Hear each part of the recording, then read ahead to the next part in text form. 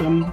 My name is Mac D'Alessandro. I'm a partner in Democracy Partners, and we are so excited to be hosting this evening session about American labor, why work isn't working so well for so many today.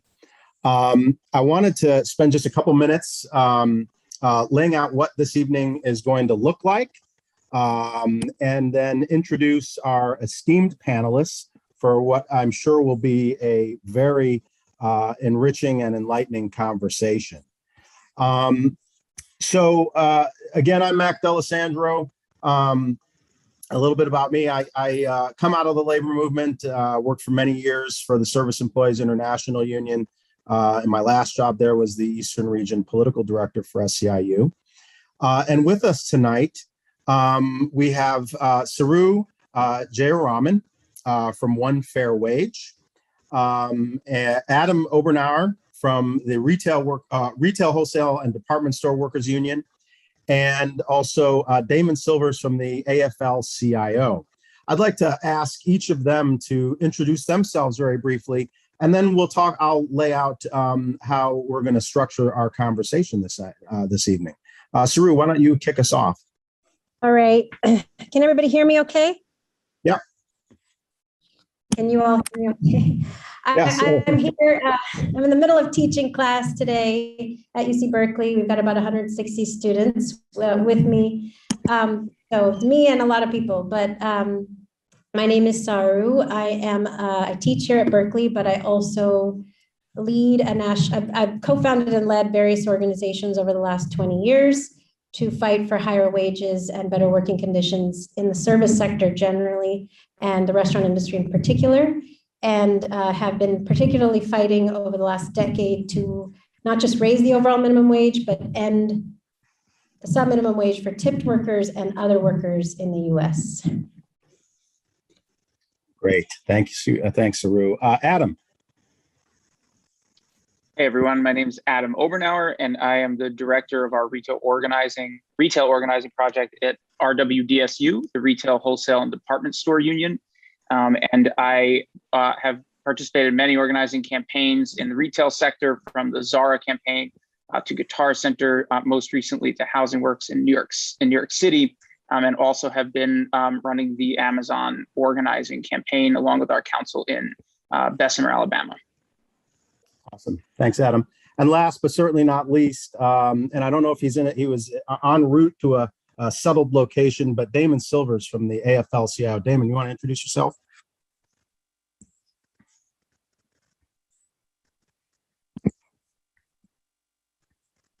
Is Damon on mute? Sorry about that. I was on mute. I double muted myself.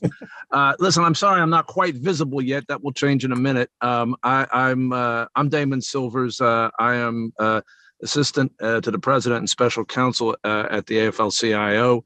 I'm very honored to say that at the moment I'm assistant to the first woman president of the AFL-CIO, and that's an amazing recent development. And I apologize for not being visible. I'm on my way back from the opening of the Elijah Cummings room at Busboys and Poets here in Baltimore with the Cummings family, and it was an event that I just could not miss. So at the moment, though relevant to this discussion, I'm directing the campaign to pass the PRO Act, comprehensive and profoundly structural labor law reform for the AFL-CIO. In the past, I was policy director for the Federation for many years. And before that, directed the Capital Stewardship Program. I was deputy chair of the Congressional Oversight Panel with Elizabeth Warren for the bank bailout. Sort of just a little background on who I am. So with that, I'll wrap it up and appear visually in just a moment. Great. Thanks, Damon. So here's how we're going to have this structure this conversation tonight. The goal is to have everyone hear as much from these experts as possible, but also to have an interaction with all of you that are joining us this evening in an extended question and answer period. So we're going to start with each of our panelists, we know a lot about some of the sobering statistics around the American labor movement, the mid-single digit private sector union membership, and all of the attacks that even predate Scott Walker's ascension in Wisconsin on public sector collective bargaining. But beyond what's happening in labor, there's a lot about why work doesn't seem to work for so many anymore in this country and around the world. I'd like our first 10 minutes for our panelists to offer their perspectives on why that is. So we can really start to define this problem, not just as a matter of the American labor movement, but as the larger issue about why it's so hard for so many to get by today. After that, I'm going to pose some questions to our panelists, and I'll give our panelists opportunities to interact and ask questions of one another. We'll do that for about 20 minutes. And then we're going to spend 45 minutes opening up the floor to all of you to ask your questions of our panelists and let really have an enriching conversation about how we might solve some of these really seemingly intractable problems. I'd like us to have an honest and civil conversation. I know that on subjects like this, often passions can run high. My job will be to make sure that we go right up to the point of having a really engaging conversation, but one that stays within the bounds of respect and civility for one another. And then we'll in the last few minutes, we'll wrap this up with a couple of brief messages from our panelists about things that all of us can do to advance the cause of workers in this country and around the world. So to start things off, I said a minute ago, we all know the dire straits that the American labor movement is in. But I think more broadly and more importantly, the dire straits that so many American workers face, including those, some of whom are in the labor movement. So I wanted to pose this question, this kickoff question to our panelists. Why is that? Why is this problem so big, so deep, and so difficult to overcome?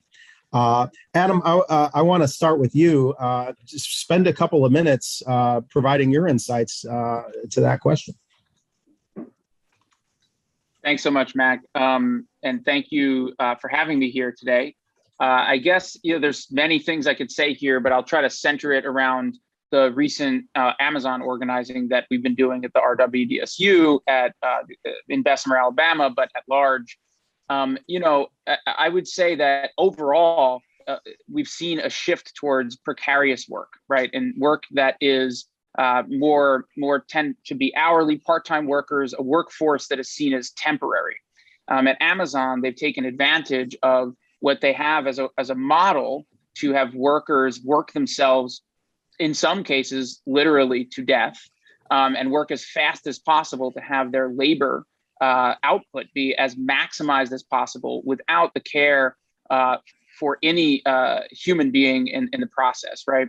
And what I mean by that is the high turnover model specifically to avoid unionization. It's specifically to have workers master one task until they can do it fast enough until their bodies break down.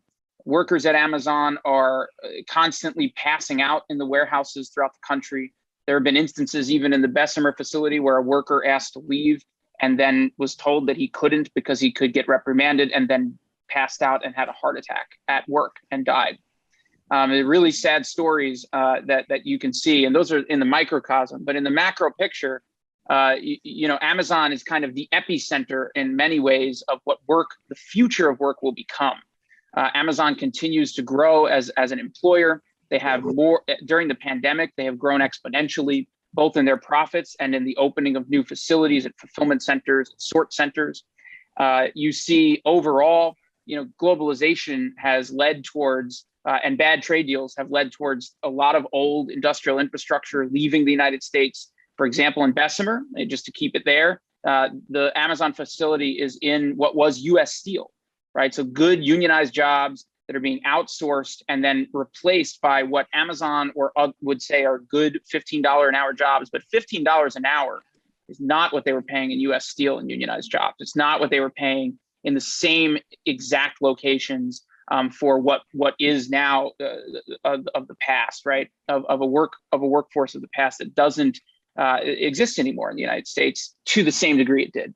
And so what we see is a shift towards a workforce that is not less skilled, but that the employer makes the case that it should be transactional work, very quick, easy to plug in, workers left and right, churning them out until they literally can't do the work anymore. They go on medical leave, and they're just trying to make it. And then there's an endless amount of supply because the places that Amazon sets up these fulfillment centers, they purposely are setting them up in communities where $15 an hour would seem like a great gig until you literally just break down. So I would say centering it on Amazon, I could say a lot more, but I know the other panelists will focus on other aspects of it to bring the conversation together. Thank you, Adam. You mentioned something that I think is a great segue to Saru, which is precarious work. And, I know a lot of people have talked a lot about the restaurant industry and the impact that COVID has had. But I know, Saru, you've seen the precariousness of work in that sector dating back a hell of a lot longer than we've been dealing with COVID. Share with us a little bit of your perspective from that sector. Yeah, so it's interesting. Is this okay that I'm talking on the mic, and can you hear me okay on the? Yeah, okay. Yeah, there's no echo. Okay. Just before we got on in our class, we were talking about the New Deal, and I do think there's a sense among some when we have this conversation that labor had its heyday at the New Deal, and we've kind of lost ground in terms of like worker protections and worker organizing and worker power since then. But there's only one problem with that kind of story, which is that there have been groups of workers that never had their heyday, that were left out of the New Deal, that were always in a precarious situation dating back to slavery in the United States. And I mean Black workers in particular, workers of color and women of color in particular, who didn't have their heyday with the New Deal. So in the restaurant industry, it's important to go way back, as you said. Tipping originated in feudal Europe. It was something that was given as an extra or bonus. That's the origination of tipping, an extra or bonus by aristocrats to serfs and vassals on top of a wage. And that only changed in the US because of slavery. At emancipation, the restaurant industry wanted the ability to hire Black people and not pay them anything at all and have them live entirely on tips. And so they mutated the notion of tipping at emancipation from being an extra or bonus on top of a wage to becoming a replacement for wages, to becoming the wage itself. And in many instances, they even actually charged Black people for the privilege of obtaining white people's tips in a position as a server or a porter or a shoe shiner. And so there were two large industries that benefited from this moment. One was the Pullman car porters, who, as many of you know, formed the first Black union in the United States, the Brotherhood of Sleeping Car Porters, and Maryland and others celebrated them this past Labor Day weekend with the creation of the National Monument in Chicago, which is great.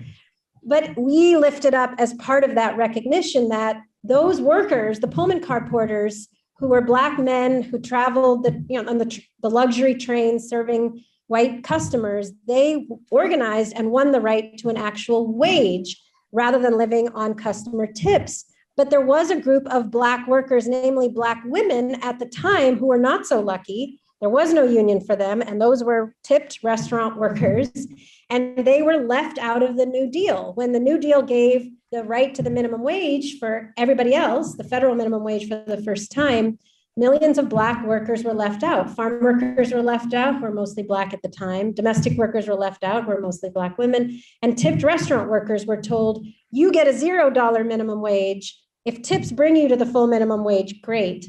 But we are not going to require your employer to pay you a wage.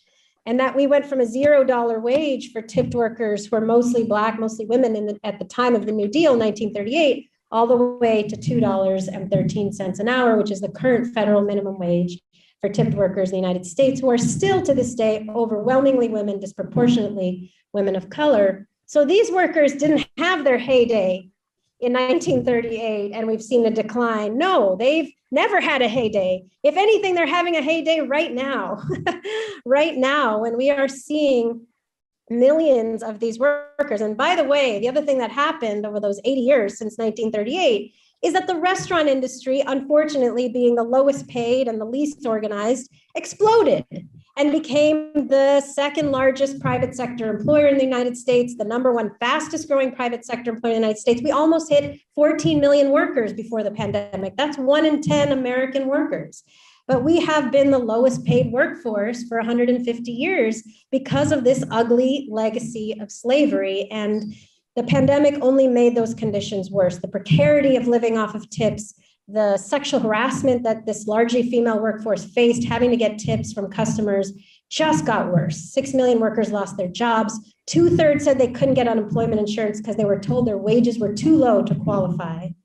And then they went back to work, tips way down, sexual harassment way up. Thousands of women reporting that they're repeatedly asked, take off your mask so I can see how cute you are before I decide how much to tip you.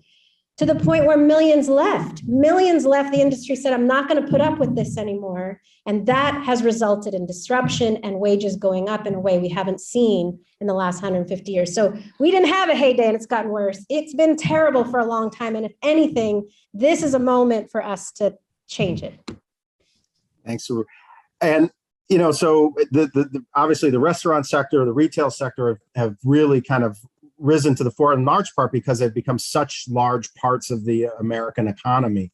Damon, I wonder if you could share your perspective from the federation of so many different sectors that comprise the AFL-CIO. What are folks saying at the Fed about the state of work in this country? You know, we know that union membership has been on the decline, but I know the AFL also does a lot to support workers, whether or not they belong to a union.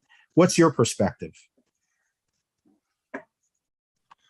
Thank you, Mac. And I mean, obviously, this is a large question. I'm not sure that the 2 minutes or so that I have is going to do it justice. But let me just first frame for folks a little bit what the AFL-CIO is, so that you understand how we fit into this picture.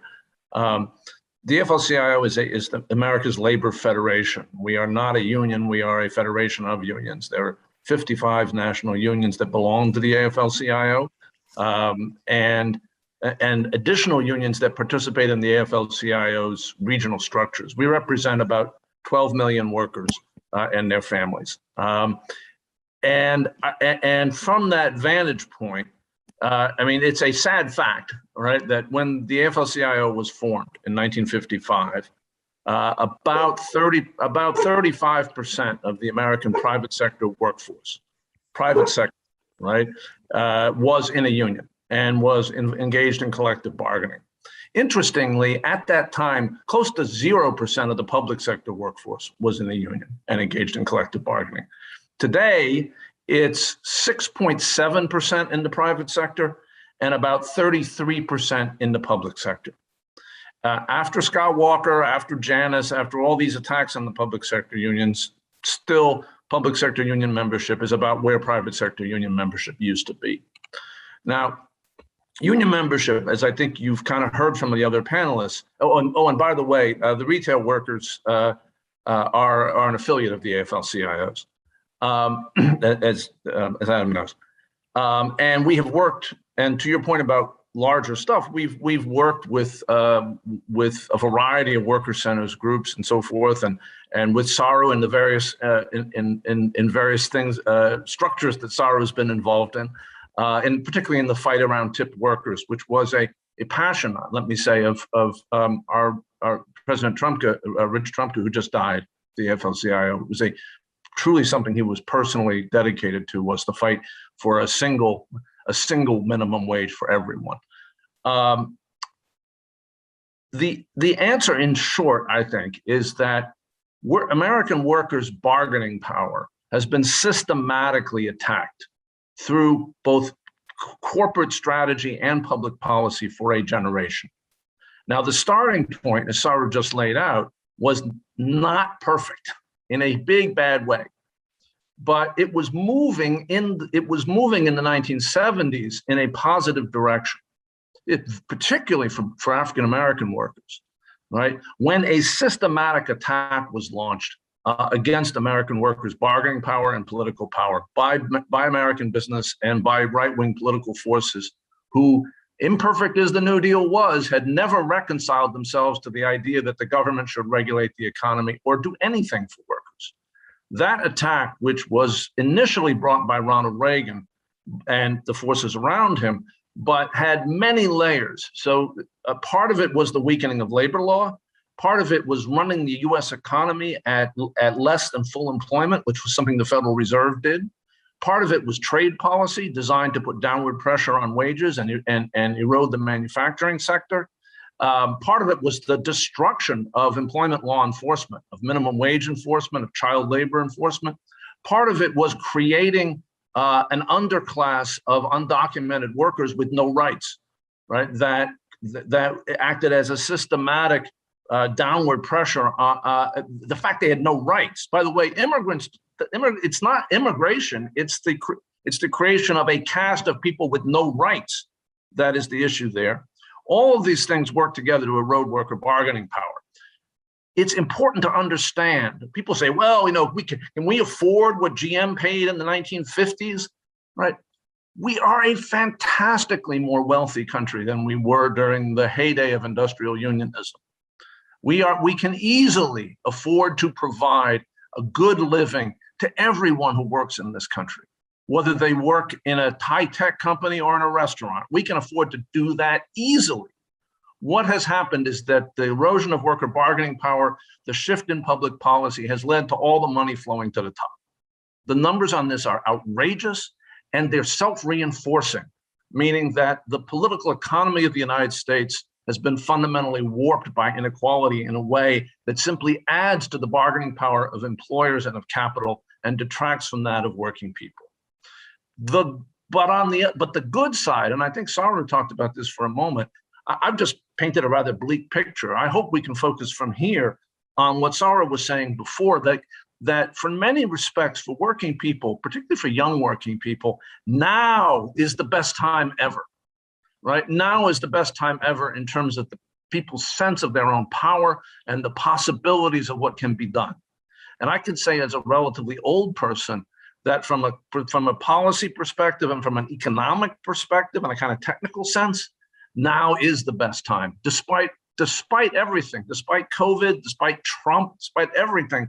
Now is the best time, but it is a moment of opportunity which we have to seize. It's not like, oh well, we just got it. Of course we don't. But what we have is a spirit abroad among working people that, if fed and seized, can make really profound and positive change. And so I hope we can kind of turn to that, having sort of dug in a little bit as to what went wrong. Damon, you have just modeled being both an excellent panelist and moderator, because you have provided an excellent segue into, I think, what I hope is the most invigorating part of this conversation. Because I hope everyone agrees that yes, there's a lot of really grim stuff going on. There's workers are facing an incredible amount of challenge out there, some COVID related, some not. But there are so many opportunities. So let's turn there. And Damon, I think there's some buckets you offered that I think are good kind of starting off point. I think there's kind of a legal policy political bucket that in which there are opportunities. Right now, a lot of barriers.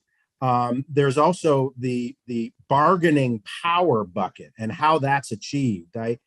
For the uninitiated on the call, I don't know if folks are aware that you don't have to be in a union to be covered by the National Labor Relations Act. And you can actually, there is power there if you work with others to assert it. So there's the bargaining power bucket, and then there's just the kind of, I don't know, I guess I'd call it the spiritual bucket, the moment at which we're having our movie network moment where I'm fed up and I can't take it anymore, and that so many workers I think are feeling in their day-to-day lives. So why don't we start there, and we'll start, Saru, with you. What are some of the opportunities that you're seeing in the restaurant sector or the labor generally to advance the cause of working people? Yeah, there's I'm calling it a moment of upheaval and disruption in our industry, because some of what I kind of ran through really quickly is what led to this moment that some people are calling a labor shortage. We're calling it a wage shortage, because there are plenty of people ready to work, want to work, worked in the industry their whole lives. They're just not willing to do it for these wages anymore. There was a really good article. I'm going to steal somebody. I'm sorry, I don't remember the author, but said it's sort of like saying there's a shortage of Mercedes-Benzes for $1,000. There's no shortage of Mercedes-Benzes. There's a shortage of Mercedes-Benzes for $1,000. There's a shortage if you only are willing to pay $2, which is why we call it a wage shortage. So, as I said, these workers were in crisis pre-pandemic. The media is talking as if the staffing crisis is now. Oh no, these workers left this industry last year. So last year, March, when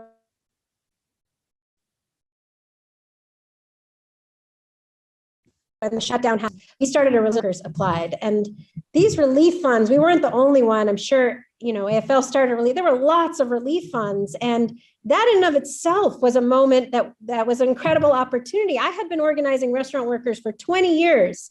After 20 years at Rock, we had maybe 30,000 workers.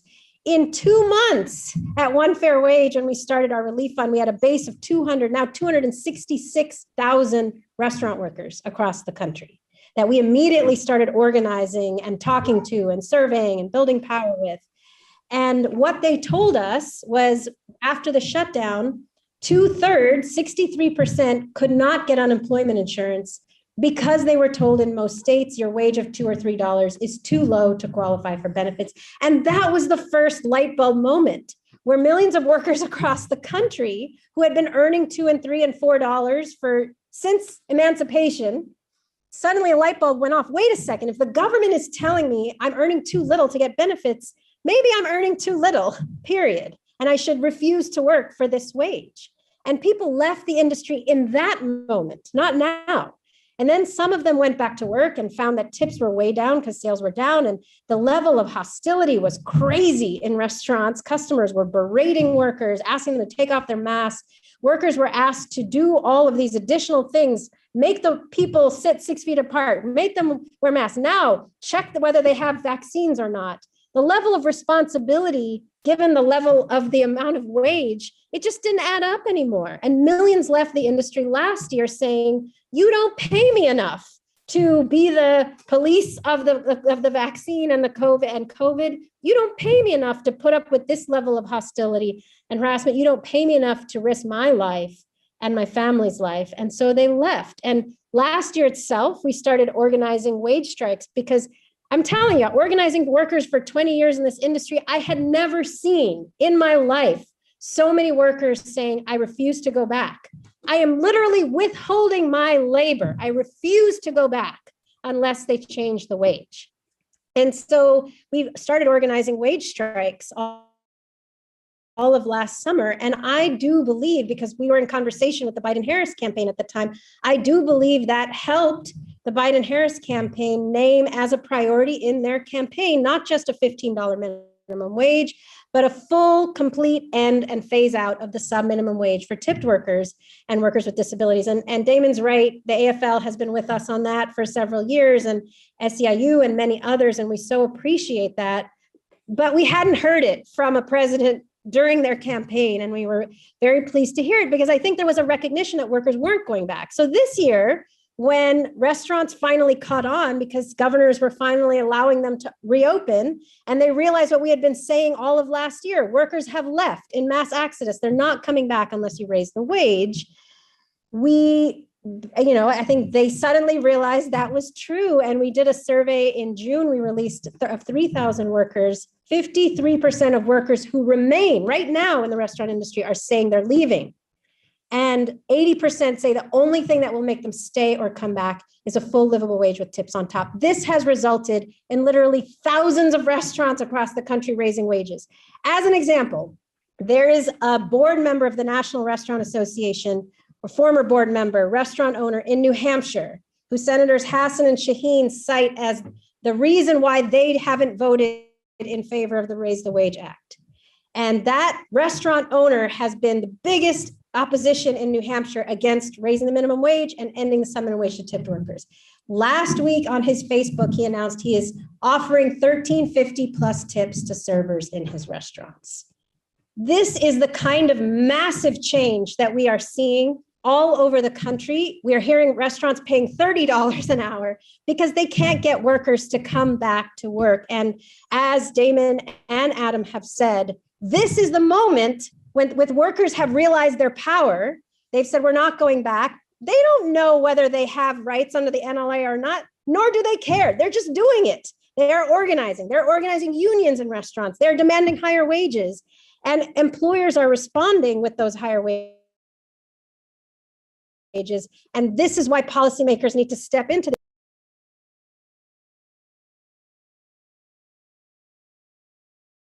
You're on mute, Mac. I'm trying to keep my rather loud dog from joining the conversation. Adam, it occurs to me that you guys ran a fantastic drive down there. And just as the retail sector has undergone such a radical transformation in the last 10, 20 years, so too, I would imagine, have the way in which we attempt to organize workers. What kind of opportunities have you discovered to change the way, if you think a change is necessary, in the way we organize workers in this new economy? Yeah, thanks, Mac. That's a great question, and thanks, Saru, for your comments. It has me thinking a lot of, starting from what we heard when Bessemer, Alabama, when Amazon workers came to the union hall, was that between 30 to 50 workers at the fulfillment center walking out every day, just quitting, leaving the job. And how do we capitalize on a moment where Amazon took away COVID pay for $2 and change, right? Because the pandemic was quote unquote over.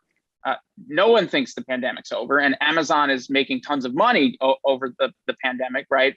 Which we all know.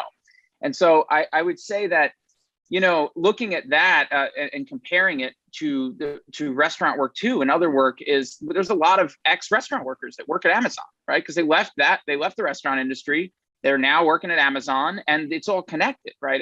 All of this, in when you look at employers that are paying low wages in general, we have to look at organizing as a movement, right? It can't just be a sectoral look towards, we have this jurisdiction, we have that jurisdiction. We need to have a labor movement that's more encompassing, that looks at the whole worker.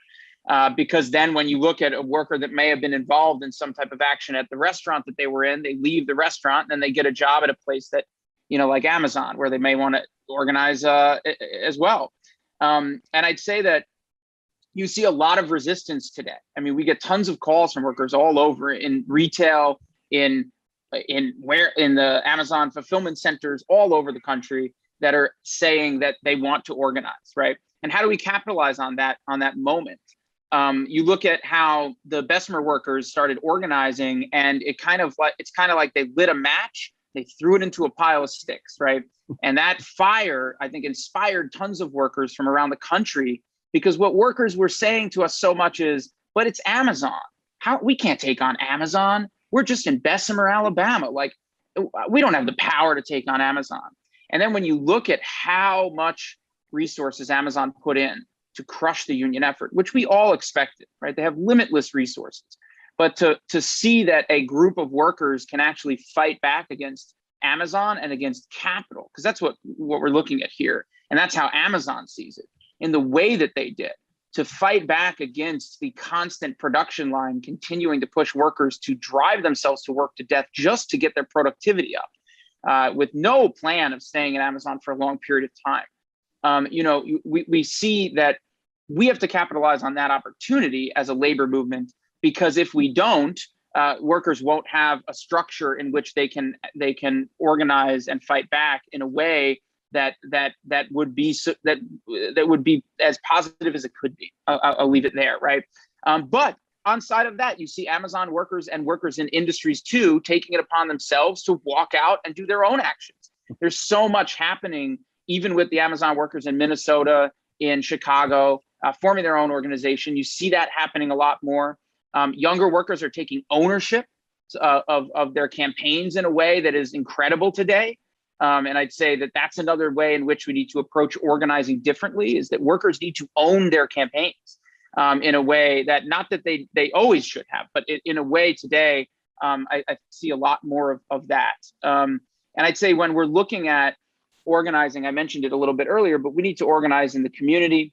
When we're in Bessemer, everyone from the local restaurant, the local business, to the local community supports Amazon union. They support the union at Amazon. They shout out, you can't walk around with a red RWDSU shirt in Alabama, Birmingham, and in Bessemer and not be stopped by somebody saying, oh, are you with the Amazon union? Oh, I'm rooting for you guys. That's going to change our account. That's going to change the local economy. It's the reality. So people support unions. The polls all show that people support unions. How do we transition that to people support unions in their workplace? It's different. It's a different thing to say the majority of young people support unions. Yeah, theoretically. But how do we make that transition to the majority of young people support unions and are willing to unionize where they work? And that's something that we do by gaining trust, by building as a labor movement, the partnerships between organizations like One Fair Wage and traditional unions. And in general, how do we take on organizing as a whole? And it's all encompassing, and like we've said, we support organizing in Amazon in every respect, because resistance against Amazon is important and they all fit as pieces in the puzzle, whether it's an NLRB election in Bessemer, Alabama, or it's workers taking their own action in another state. It all fits into the puzzle of a bigger picture. And I'll leave it there. Damon, Adam mentioned something I thought was very interesting, and he mentioned that kind of the kind of sector-based approach. And I think I think you might agree that over time, American labor has kind of, in some ways, gotten in its own way by having kind of a too rigid a sector focused, and you see sometimes jurisdictional battles arrive, and we end up fighting each other instead of fighting the boss. How do you, from the AFL's perspective, how do you see this capture some of what Adam's talking about, this kind of the organic kind of uprisings and demonstrations that American workers are undertaking on their own? And how do you think the labor movement needs to adapt to this new way in which kind of organizing in a lot of places is happening on its own? Well, let me just first say, this isn't the new way. This is the old way, right? If you want to, the labor movement has never, the labor movement, in whatever way you want to understand it, and the labor movement is a constantly changing thing, right? It's not a particular organizational form. In fact, within the AFL-CIO, we have unions that are really radically different in the way that they operate, in their histories. The labor movement is not a particular way of organizing. But whatever form you look at through time, workers only get power when workers self-organize. That the sustaining power is a different matter. But getting it only happens when workers self-organize. And so the reason why I was so enthusiastic about Sarah's point that now now is the best of times, not some other time, but now, is because of all of the kind of bubblings of self-organization going on among American workers. That's the great, to my mind, that is the great source of hope and possibility in this moment. And I want to say a word or two more about it, because I just want to summon an image in people's minds. By the way, before I do that, I want to correct something Adam said, and I hope he'll forgive me. It's not that young people are for unions. It's that all Americans are for unions. All right. The Gallup poll came out last week that has been taken about American voters' attitudes towards unions. It's been taken since the 1930s. All right. 68% of those polled expressed support for unions. It's the highest number since the early 1960s, and it's on par with Sarah mentioned 1938. It's on par with the number from 1938. Now, this is a peculiar thing, considering that only 6.5% of the private sector workforce is in a union. For every worker in a union, there are 10 people who want one. All right. The problem is, how do you go in a situation where, as my friend Elizabeth Warren would say, the rules have been rigged? How do you go from where people's kind of inchoate feelings are to something real, and to a real expression of power? And by the way, by that, I do not mean that you have to go organize something that looks like an industrial union in 1950. Right? That's not, by the way, that's not what people are doing in the workplace. They're building organizations that are organic expressions of their workplace, their experience, their needs. So to come back to this question of self-organization, it's really important to understand every era of labor movement growth has been about self-organization. Right? People who have a literary bent ought to read Saul Bellow's book, The Adventures of Augie March. There's a description of what it was like to organize in the retail sector in Chicago in 1937. And the way it was done was the organizer would drive around town with a stack of cards and throw them over inside the stores. And then they'd come back in the afternoon and collect them. Now, anyone who's actually done any union organizing in our time knows that's not how it's done. Maybe at Bessemer it was done a little bit that way, which is why we're so optimistic. But the point is, when a labor movement is growing, you don't need professional organizers. A movement means people are doing it themselves. Same thing was true, by the way, in the growth of the public sector labor movement in the 1960s and 1970s. The famous strike of the Memphis sanitation workers, where Dr. King was killed. Right? That strike wasn't organized by sending some people down from New York. That strike was organized because sanitation workers in Memphis did it themselves, and then they called for help. Right? So when we see self-organization happening, that's like the great thing. But how does self-organization explode? Right? Self-organization explodes when you win. When you beat Amazon, not when you take on Amazon, when you beat them. Right? The explosion of the labor movement in the 1930s occurred after they beat GM, because GM was the most powerful company in the world. And if a bunch of auto workers in Flint, Michigan could beat GM, then any worker could beat any employer. That same logic informed the growth of the public sector labor movement. Illegal strikes by teachers and sanitation workers and hospital workers in the 1960s and 1970s, when they won, other people said, oh, hey, I can do that. Right? We have to beat people. We have to beat powerful employers like Amazon. Right? And that is the task that's in front of us as a labor movement. And I would just say that it's critical to understand that dynamic, the dynamic of self-organization and strategic victories, is integral to any concept of public policy change. It's when you have those dynamics in motion that public policy change becomes possible. It's when people start looking around and saying, the chaos in the American workplace, right? Maybe we ought to have some kind of more orderly process here, right? What Sarah was talking about, and I'm surprised she didn't use the word, was a strike. Right? A national strike of restaurant workers, informal, self-organized, but a strike. At some point, somebody may say, well, doesn't everything work a little better if instead we have some rational process for setting wages that people can actually work for, right?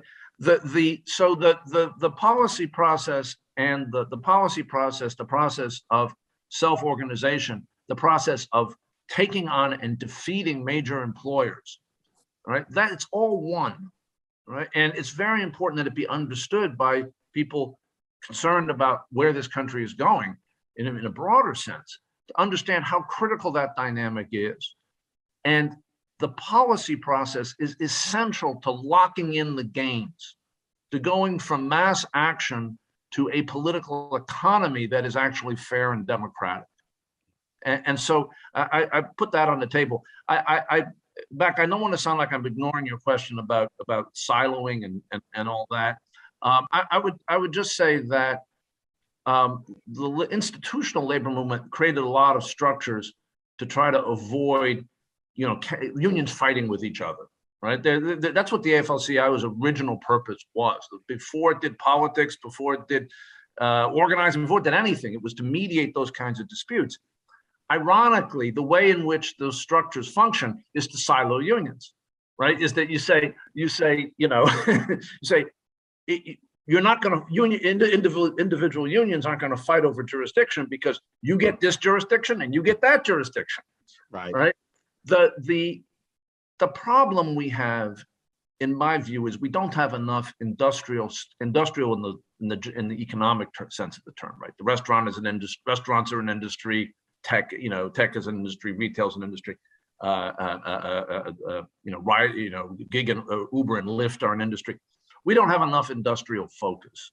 But at the same time, we need cross-industry collaboration and aid, right? We need the kind of spirit that motivated the CIO, where mine workers and textile workers said, our situation is hopeless unless we organize steel workers and auto workers.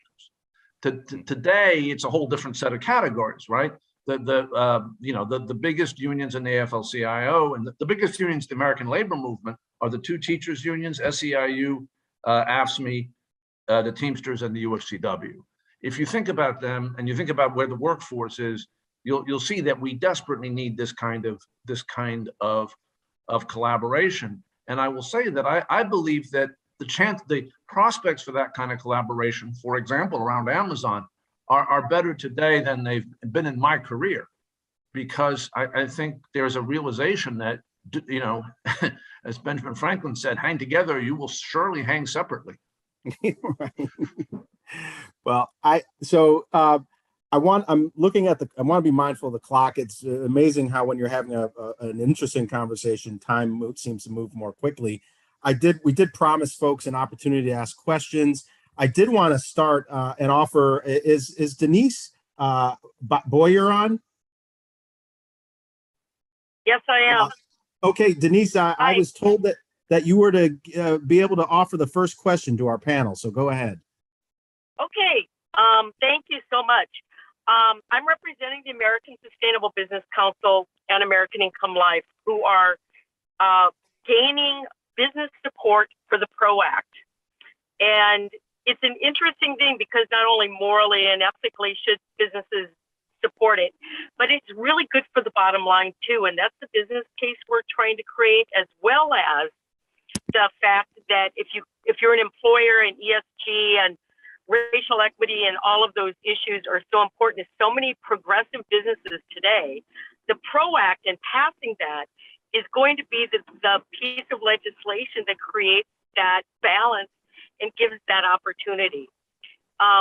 So my question is, people on the panel, how do you see yourself engaging and helping bring that business voice to the table on the PRO Act?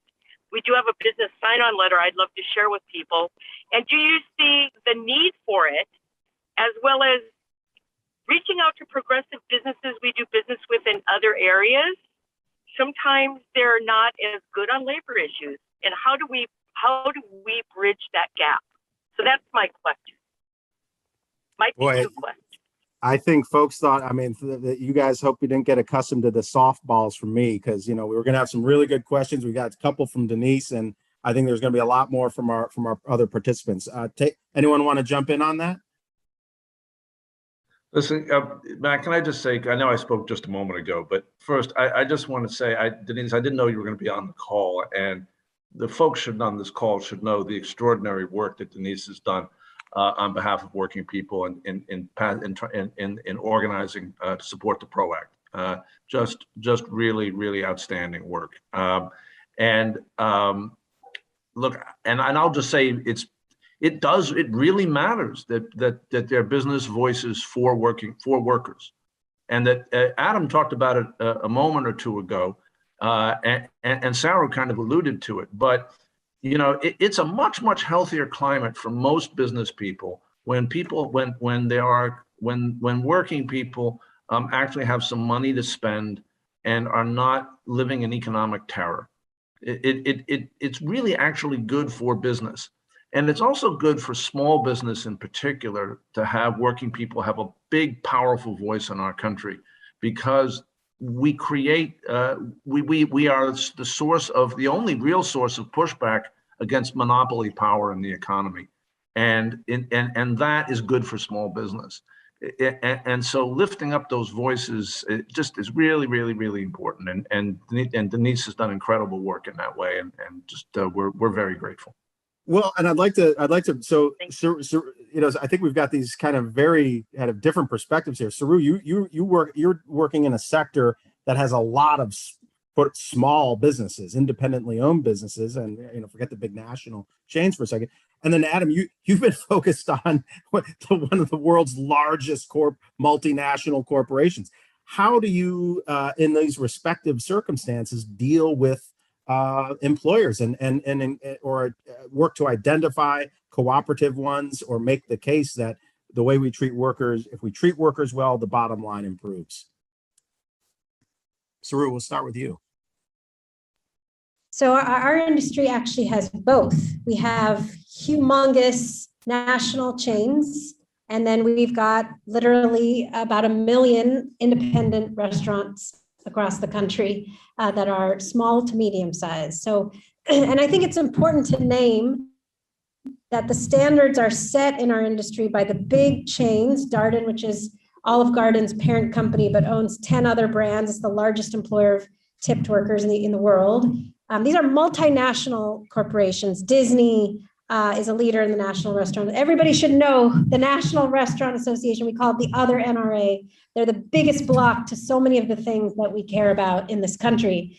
And so what we've done is to try to divide that group and build an association of, we call them high road restaurant owners. It's during the pandemic, it exceeded 1,000 restaurants across the country, including some chains, no full service chains, but Cava Grill is a part of it. And some larger companies and Pizza is a chain that's part of our High Road Restaurant Association.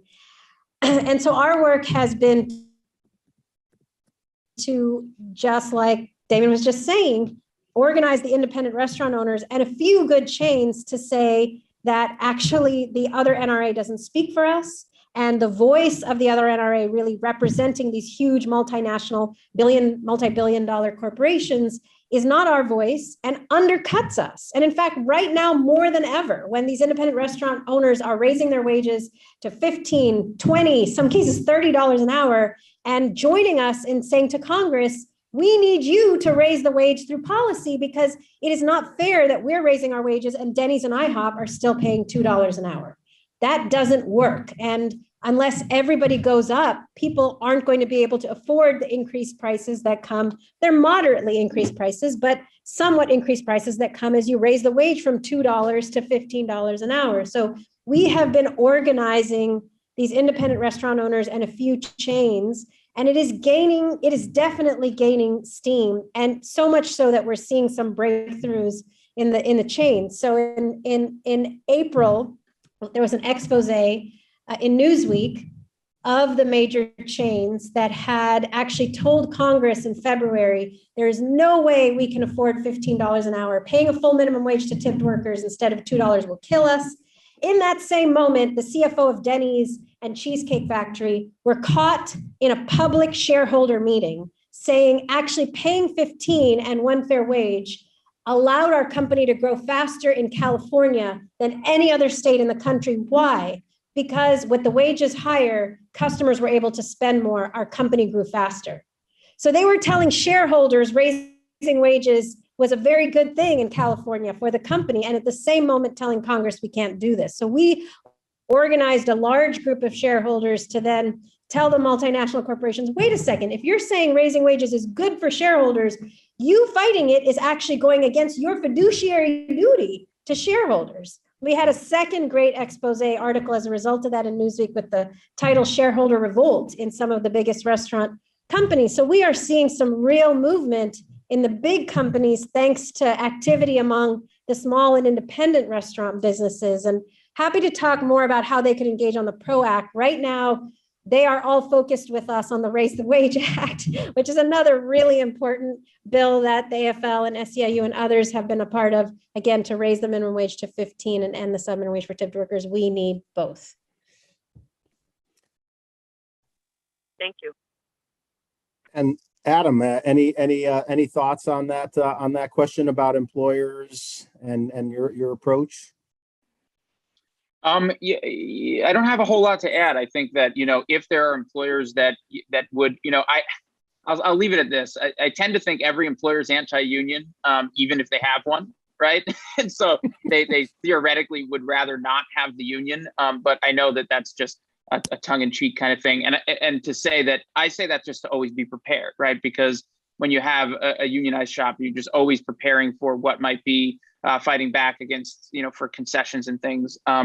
But the idea, and I think that that Rock and other One Fair Wage, there's a phenomenal work in getting smaller businesses to support, like the One Fair Wage legislation, and it's been fantastic.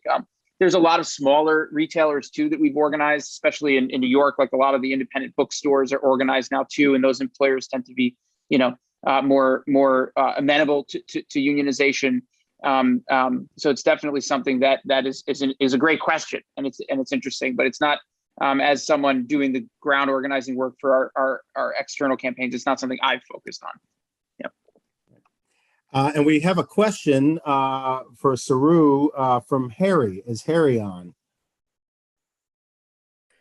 Yes, I am. Go ahead with your question, Harry.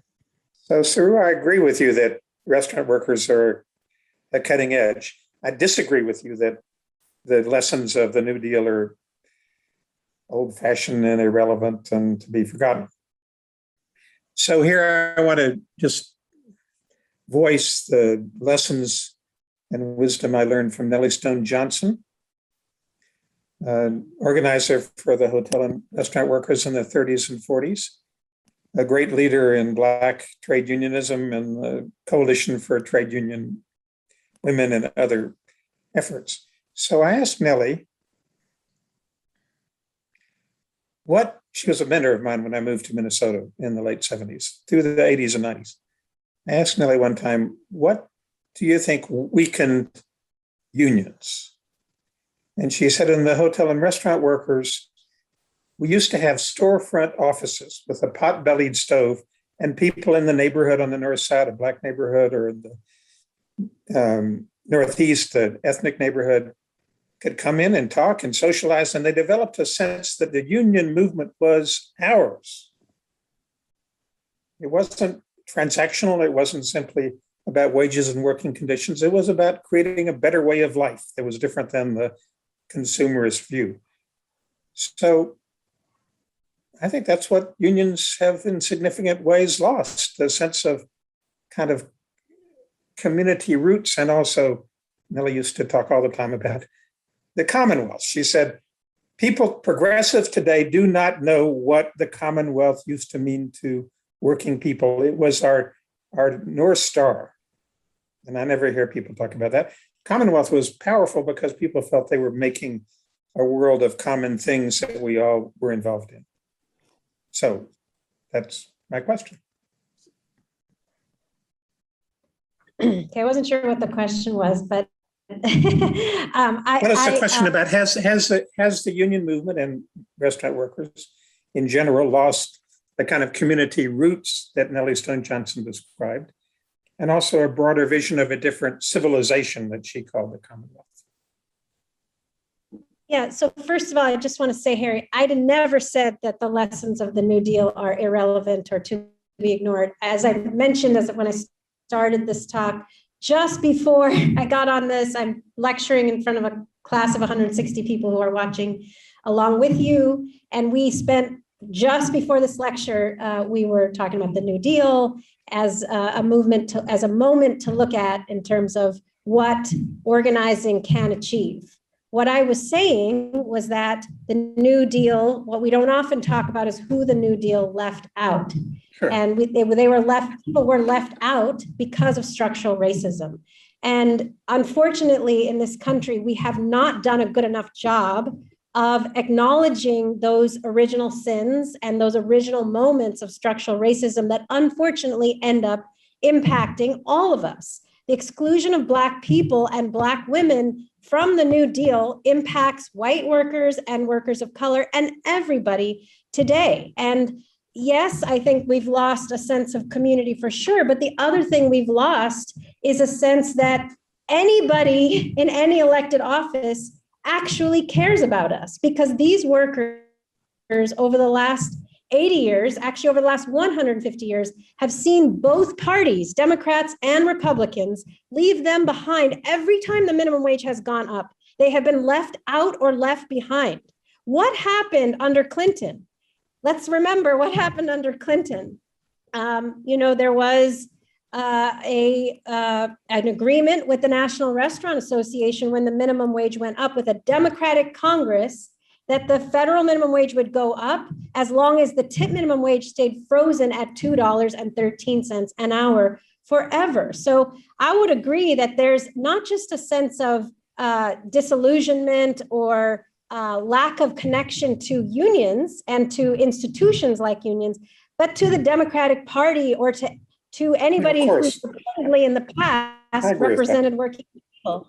So I totally agree that this is the moment to think at a more community level, to think how can we serve people and build communities, build organic. Some of the things we talk about in my class are social networks that allow people to build community that goes beyond a sense of we're workers fighting for something, but also a sense of we're community, we're family. This is where I go to enjoy myself and have camaraderie and a sense of collective identity, not just a sense that I'm going to win and I have to fight. So, but I do think this is a moment where that can be recreated, Harry, because for example, we created this relief fund for workers in the wake of the shutdown with the pandemic. And suddenly we were able to provide some very real relief that the government wasn't providing. And suddenly we were able to develop a connection with workers to understand what they were experiencing and to talk to them and in a way that made them feel like they were heard and listened to. And actually they got some relief that they didn't get from anywhere else. And then we've seen these mutual aid circles. We've seen workers organizing on their own in restaurant workplaces in ways that I haven't seen in 20 years of organizing restaurant workers, and people saying, I don't want to go back to work. We shouldn't go back to work without one fair wage. Some of that is happening in new ways too, online spaces where workers are coming together and saying, none of us should go back to work without one fair wage. So I think definitely we've lost some amount of it, but I do think this is a moment where we could recapture some of that if we're willing to be creative. And also if we are willing to acknowledge what the mistakes we made and the things we need to correct now, especially things like structural racism. Well, I agree with all of that. Let me just make a comment. All right, I want to get some other questions in too, Terry. So please. Okay, but let me on the point of what is democracy about? I worked in the civil rights movement for the SCLC as a field secretary, and then in the early 90s or the Clinton administration, I coordinated something called the New Citizenship with the administration, looking at overcoming the citizen government gap. And we developed a lot of stories and examples and history from the New Deal onward. But the thing that we battled most among the Democrats was the redefinition of citizens as customers of government, the new public management, which had come from the Thatcher administration and swept across the administration in the guise of reinventing government. So the one way to think about the problem with progressive politics is it's become narrow and devaluing of people's talents, capacities, and roots. And and of course, the civil rights movement, nobody in the movement thought democracy was elections and government. They were a necessary tool of the people. But democracy was a way of life that the people built.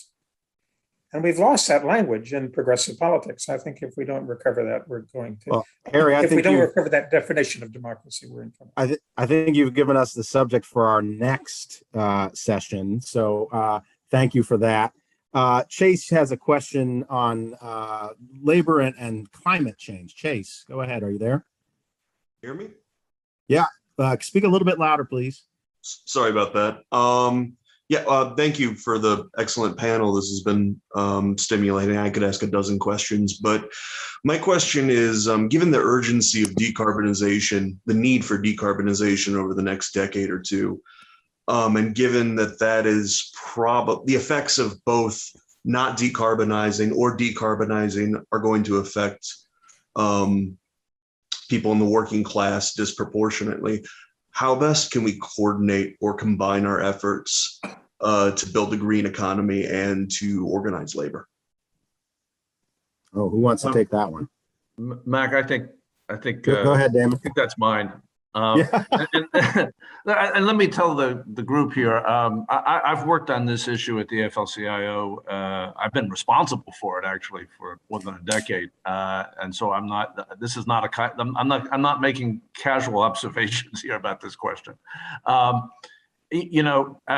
Chase, and this gives me an opportunity to weigh in on this question of values, because it just so happens that Liz Schuer, the president of the AFL-CIO, made a very, unfortunately, it's not public because of the nature of the setting, but I can talk about it, made a very profound statement about this issue, about climate change and values in a closed-door session at the Vatican this week with both big institutional investors and big companies, which I'll say a word about in a second.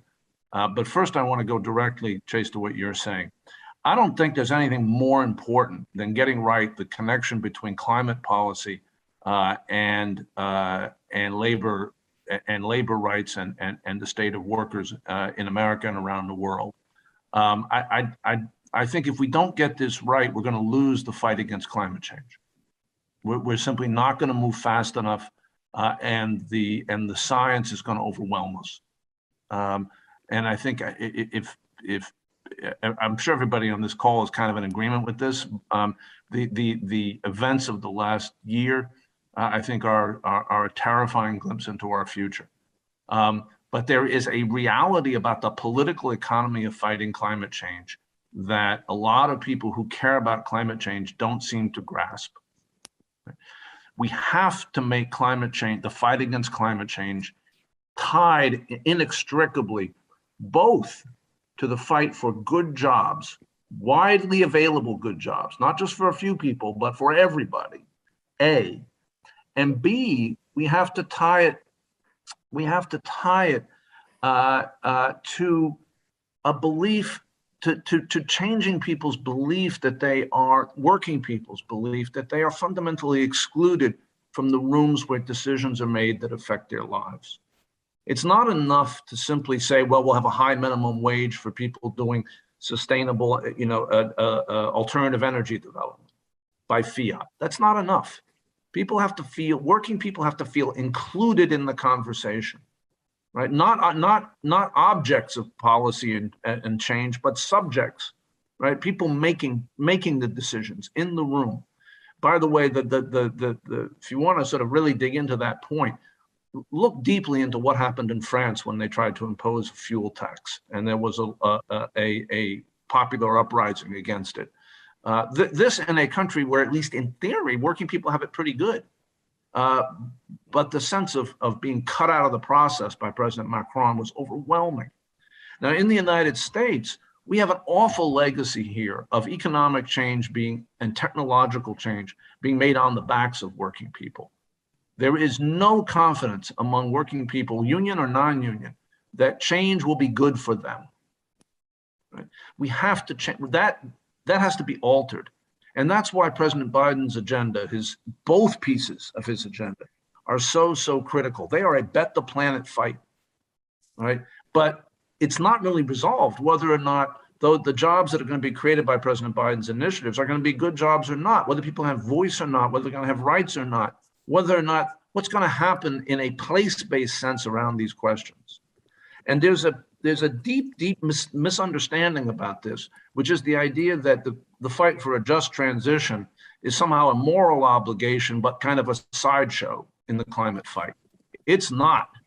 If there's no just transition in this, and if there's no justice in the workplace, if there's no sense of voice and reinvigoration of democracy around these issues, there will not be climate policy. There will not be climate policy. Donald Trump and his heirs will set climate policy. Right? We got a terrible warning about this between 2016 and 2020. We lost 4 years we could not afford to lose. Right? We barely are in the fight now in terms of science and engineering. Right? And it all hangs on whether or not it can be, the American people can come to believe with good reason that the fight against climate change will lead to better lives. Now, President Schuller said at the Vatican, and this I think in some ways addresses the kinds of issues Harry was raising. President Schuller said at the Vatican that the issue here is the question of the social value of solidarity. Will market values, will values of greed, will dehumanizing values set the tone for global decision-making around climate, or will solidarity set that tone? Right? The labor movement has always offered, even in some of its less progressive forms, the labor movement has always offered fundamentally the notion that we are not simply chits in a market. Right? And I would say, Harry, to you that if you went to all the places where the vitality that we were talking about earlier, whether it's the self-organizing among restaurant workers that Sarah was talking about, or Bessemer, Alabama, or digital media companies, or where there's tremendous amount of organizing going on in New York and Los Angeles, or farm worker organizing, or if you went anywhere where the ferment is going on in the American workplace today, I think you would find the lived practice of solidarity, the lived practice of the kind of way of being that I think you're looking for, very, very much alive and more vibrant, more vital today than it's been in a long time in American society. And I think that the leadership of the labor movement at the very highest level understands this. I think it may, to hear the new Secretary Treasurer of the AFLCIO, Fred Redmond, who was a steel worker from Gary, Indiana, an African-American, out of the shop steel worker from Gary, Indiana, to hear him in Arizona on Labor Day talking about the fight for the PRO Act, right, is to hear the battle cry of a different country in the making, right, and a different country that draws upon the kinds of roots, Harry, that you were talking about. And I want to say a word, and then I'll stop, about the civil rights movement in this respect. And I want to tell a little story about it that just is so powerful to me and motivates me so much. I once had the honor of hearing Andrew Young talk about what he and Dr. King were trying to do in the civil rights movement in an informal setting. And he was talking about the New Deal. He said, Dr. King, he said Martin, he didn't say Dr. King, he said Martin and I, what we were trying to do was we were trying to break the door down to the house of the New Deal. We were not letting that house. He said, we were trying to break that door down. And he said, we didn't understand that while we were banging on the door, they were dismantling the house. He said, we didn't get that. He said, By the time we got the door down, they'd half broken the house. He said, I spent my whole life trying to figure out how to lift up the African American community after that destruction. And he said, and this is heartbreaking. He said, I didn't succeed. I didn't succeed. He said, I wished Martin had been there and not me, and maybe he would have. Now we have a chance. We have a chance to make it right. Right. What Sarah was talking about, the ferment that's in the workplace, the political situation we have, the new America that is being born around us, we have a chance to make it right. So Damon, all you had to do is mention former President Trump and his sons, bring my mood way down. And then, you tell the house getting torn down. I'm getting bummed, but I want to go back to Adam for a second, because I think based on, what Saru said about, how restaurant workers are coming together and actually forming community outside of a union in support of one another. To Harry's point earlier, Adam, you also, I think, had some examples of that taking place in the retail sector. You want to talk a little bit about that? Yeah, sure. I mean, Saru was mentioning mutual aid. The concept of mutual aid has varying definitions, but I think that what we've seen is this newer, and it's not new. To Damon's point, 100%. It's old. It's actually from the early labor organizing, which I totally agree. But it's this idea and concept that you support your colleagues and you support your community.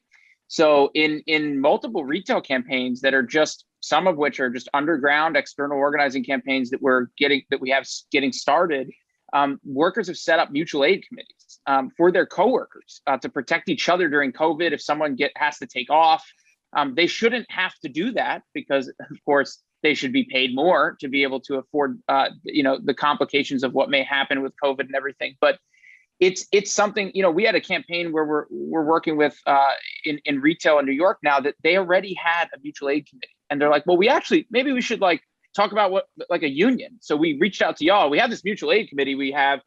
So that natural organizing also speaks to what Damon was mentioning earlier, like workers self-organizing.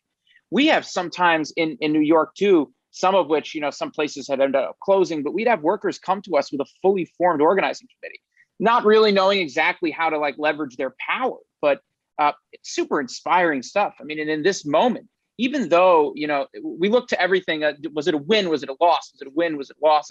I think a lot of times it's, all of these things, a lot of these may never turn into specific NLRB union election campaigns, but that doesn't mean it doesn't shift some of the power dynamic at work.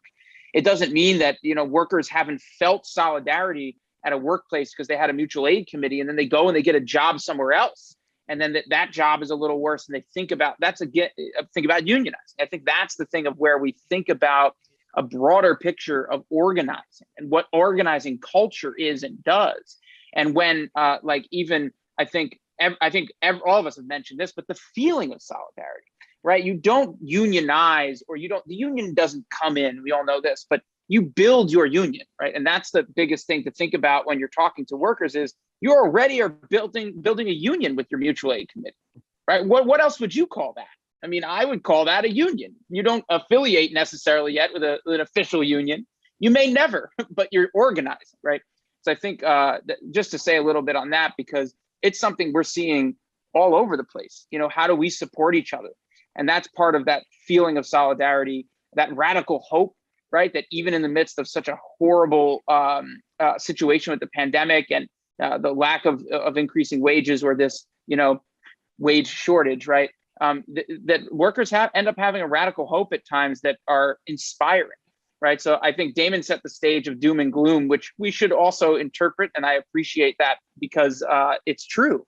But at the same time, if we don't also radiate an energy of radical hope, when we see these inspiring moments of workers coming to us, we all have a lot to learn, from how people are self-organizing today. Even though it's happened in the past, I wasn't alive in the 1930s. I don't know what that was like. I've read about it, but I think that this resurgence is really inspiring, and it inspires me, and I think inspires all of us. I knew, Adam, that you were going to help to uplift us again. And Saru, please carry it on there, sister. Well, I wanted to say something about the climate change question, if it's okay. Yes. You know, I know this is not this audience, but I sometimes get invited because we work on food labor issues to broader environmental or food justice gatherings, pioneers, and other spaces. And you sometimes get asked why isn't everybody working on climate change? It's the most important issue. We're all going to die. You know, why aren't low wage workers working on climate change? And I mean, I think my answer to, I'm sorry, I forgot the person who asked the question. Chase. Obviously, people who are earning $2 an hour and are working 3 jobs, and especially in this moment, if you're still in the industry, you are working nonstop because it's so understaffed.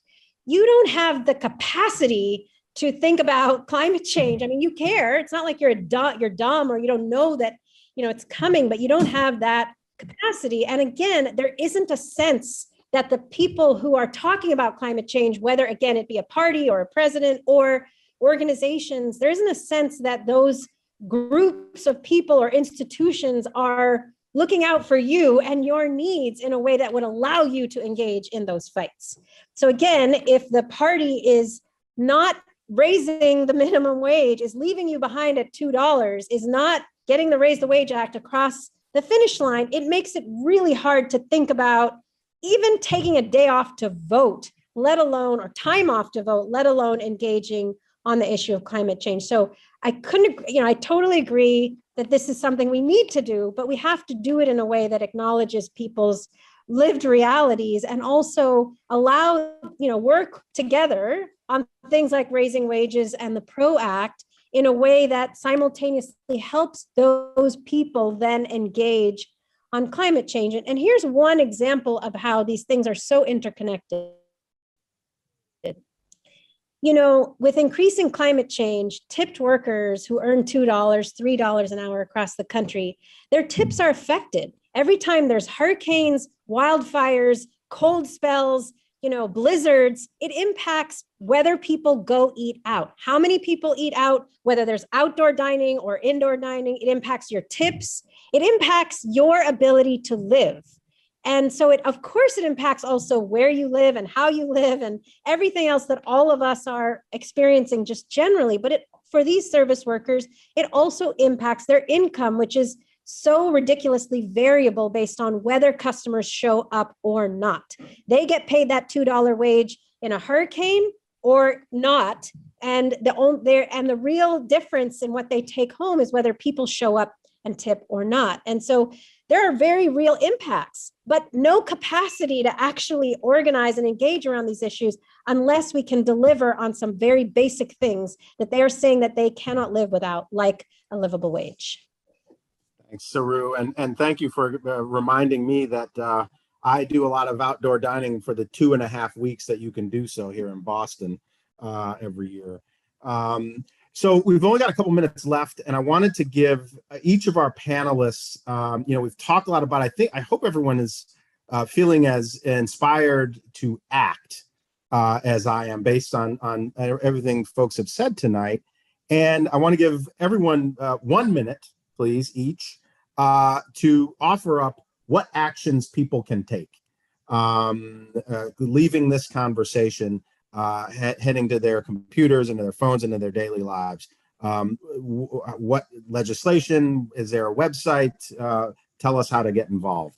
Damon, we'll start with you, and then we'll go to Saru, and then we'll go to Adam. All right.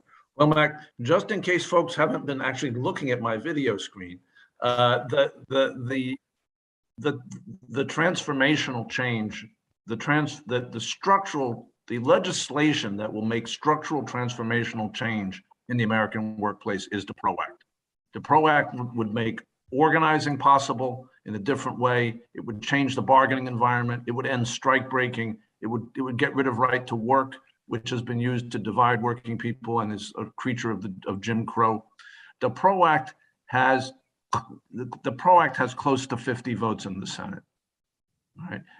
Like the voting rights bills, which it's so intimately connected with as an agency and as an agent of democracy, it has close to it either has a majority or is very, very close to one. What everyone on this call can do is to lift up the PRO Act to your Congress people, senators, and if you're talking to the administration of the Democratic Party, to those folks, and urge that the PRO Act be brought to a vote and passed. Now, there is no way to pass the PRO Act without, there's no way to pass it without reforming the filibuster. The fate of the PRO Act, the fate of voting rights, the fate of immigrant rights are all tied together and tied to the filibuster. So there's two asks, and it goes to any member of Congress, any senator, any representative of the administration, anyone in a position of responsibility in the Democratic Party.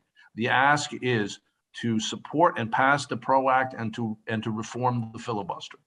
Right, the fate of the country for the rest of our lives is literally at stake here. The PRO Act by itself has that kind of consequences, but when you add it to voting rights, immigrant rights, and by the way, likely critical components of any attempt to fight climate change, all of these things are going to require filibuster reform, and it's that 1-2 step that people need to do. And basically, if you're talking to anybody in the Democratic Party political structure, from the President of the United States to your local committee person in your precinct, that's what you should say. Thanks, Damon. Saru. So we ran a big voter program with restaurant workers in Michigan in 2018, and then again in 2020 in Pennsylvania, Michigan, Georgia, obviously key states. And prior to our program, these workers had a 12% voter turnout rate, meaning 88% of restaurant workers never voted before, adults. And we ran a program, a peer-to-peer relational program focused exclusively on raising wages, raising the minimum wage, ending the sub-minimum wage for tipped workers, workers telling each other, let's go vote, because if we do, we can potentially get a raise, and which resulted in a voter turnout rate in Michigan, Pennsylvania, Georgia of 40%. So a tripling of voter turnout based on this issue. Here's the problem. People in Michigan, Pennsylvania, and Georgia turned out on this issue in very large numbers. And of course, we did the control group and saw it did not work for people who weren't in the program despite the higher turnout rates last year. So the problem is, if we don't deliver on this issue that workers felt like this administration and this Congress would deliver on, I can guarantee you this immense workforce is not going to come out again. And this is 14 million people, 1 in 10 American workers. And so we can't just keep talking to people about, you got to vote and it's important and, let's engage, unless we're actually going to deliver on the things that they are expecting us to deliver on. And so that's the Raise the Wage Act. Biden had prioritized it. This Congress said they were going to do it. We need to get it across the finish line. 8 Senate Democrats have voted no. And there is a plan to attach it to what they call must-pass legislation later this year, but that cannot happen unless we can move some of these 8 Senate Democrats, particularly the 2 in New Hampshire and King in Maine. And we could really use everyone's help to move those folks.